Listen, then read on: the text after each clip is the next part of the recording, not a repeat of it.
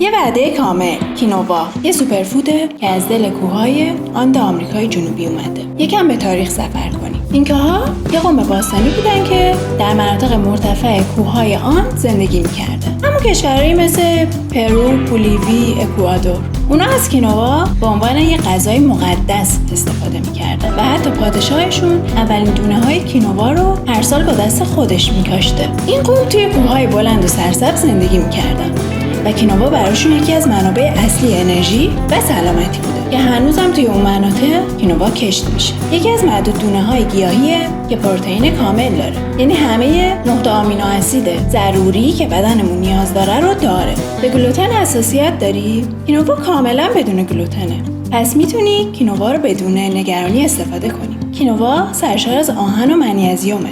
بهم بگو کینوا چه خواصی داره؟ توی رژیم غذاییت ازش استفاده میکنی؟